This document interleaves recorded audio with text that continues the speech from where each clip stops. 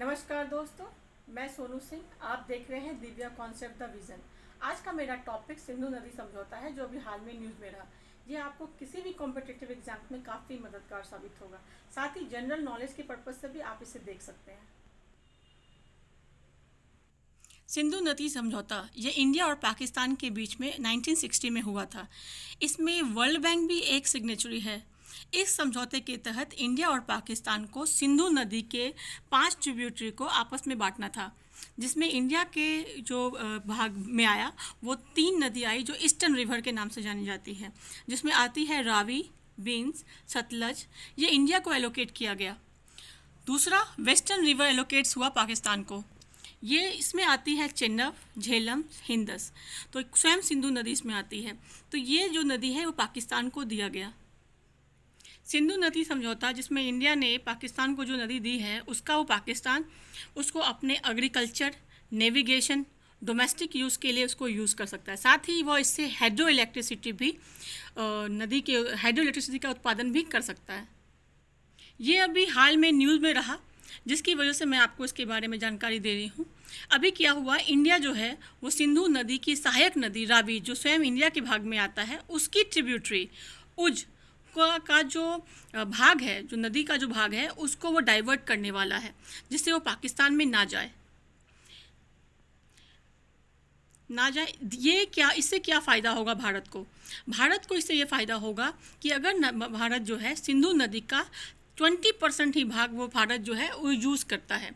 20% भाग जो भारत है वो सिंधु नदी का यूज़ करता है। बाकी 80% भाग जो है स्वयं पाकिस्तान में चला जाता है।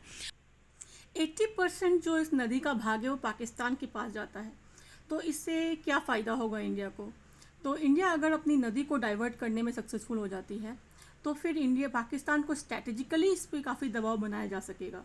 तो स्ट्रैटेजिक पर्पस से हम इसको पाकिस्तान पे दबाव बनाने के लिए इसे बायलैटरल जो इश्यूज़ है उसको हम सॉल्व कर सकेंगे। अब मैं आपको बताऊंगी कि हिंदस वाटर ट्रीटी में जो पाकिस्तान और इंडिया के बीच में जो समझौता होता है, इसको देखने के लिए एक कमीशन इस्टेब्लिश्ड हुई है, जो हर एक देश का, दोनों देश का एक एक कमिश्नर इस मुद्दे को देखता है। और इसके लिए एक सेपरेट कोर्ट भी है। अगर इस नदी से जुड़ा हुआ कोई मुद्दा होता है तो उस कोर्ट के थ्रू हम इसको देखते हैं।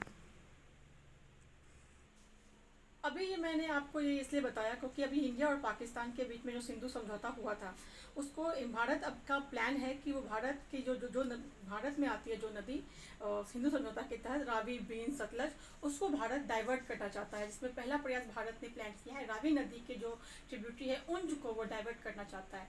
तो इस तरीके से हम आप देख सकते हैं कि अगर आप देखें चाइना को, तो चाइना क्या कर रही है, ब्रह्मपुत्र नदी पर वो डैम बना रही है तिब्बत में, जिससे कि भारत में स्ट्रेटेजिकली इस पर दबाव बना सके। तो इस तरह का यूज़ हम बायलैटरल इशूज़ को दबाव अपने जो जिसके साथ हमारा कॉन्फ्लिक्ट चलता है उस पर दबाव बनाने के लिए हम यूज़ करते हैं। तो भारत भी जो चाहता है कि जो 80% पानी जो पाकिस्तान यूज़ कर रही है उस पर उसको रोके, ताकि उसको हम अपने एग्रीकल्चर पर्पस या हाइड्रो इलेक्ट्रिक पर्पस से हम अपने एरियाज़ को डेवलप कर सके।